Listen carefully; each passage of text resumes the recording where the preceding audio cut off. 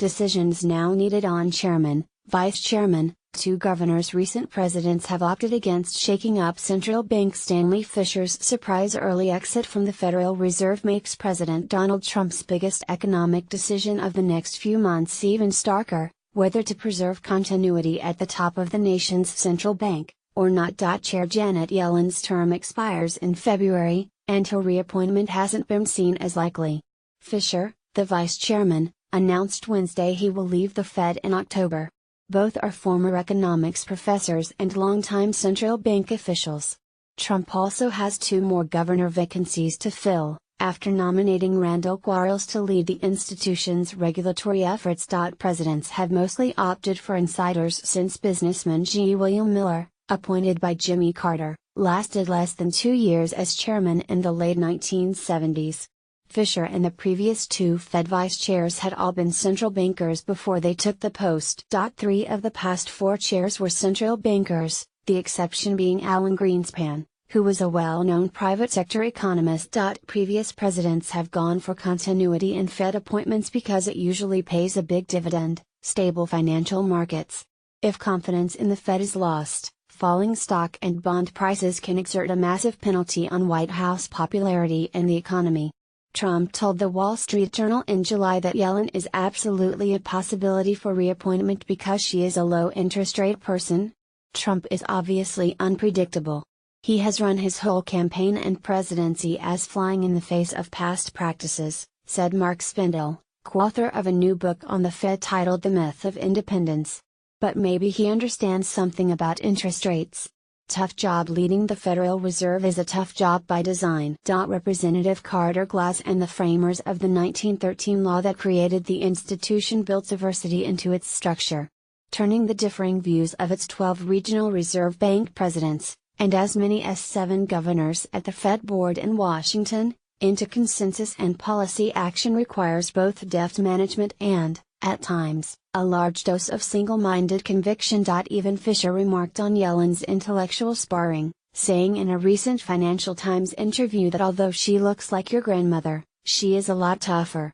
Yellen is Trump's most obvious continuity choice. However, he has also mentioned that he is considering Gary Cohn, his top White House economic advisor, and a former Goldman Sachs Group Incorporated president, for the job. The post is easier when the leadership agrees on certain fundamental ideas, such as the scope and limits of the Fed's tools and the central bank's independence from political interference. Yellen's speech on regulatory issues in Jackson Hole, Wyoming, last month, showed her sticking with the core post-crisis banking reforms in the 2010 Dodd-Frank Act, which could make her less appealing to Trump's Republican advisors. Key tests in effect: Trump would have to make an exception to the pattern of his other appointments, where loyalty to the president and similarity of doctrine appear to have been key tests. It is important over the longer run to maintain people with strong respect for the institutional independence of the Fed, said Seth Carpenter, chief U.S. economist at UBS Securities in New York and a former Yellen advisor. There is a potential risk here.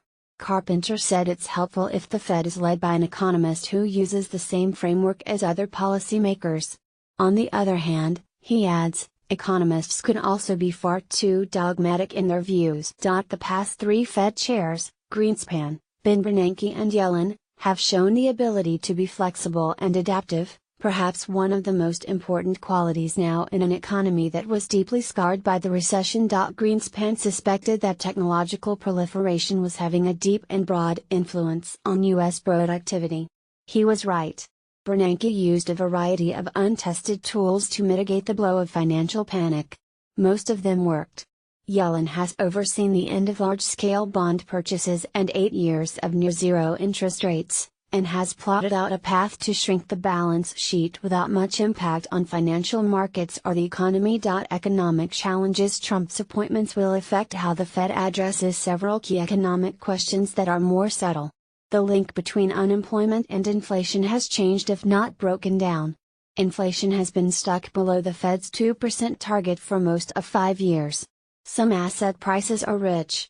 Productivity is either mismeasured or low. Fischer has generally supported Yellen's strategy of gradualism, even though he may have put more weight on reduced slack leading to an eventual pickup in inflation.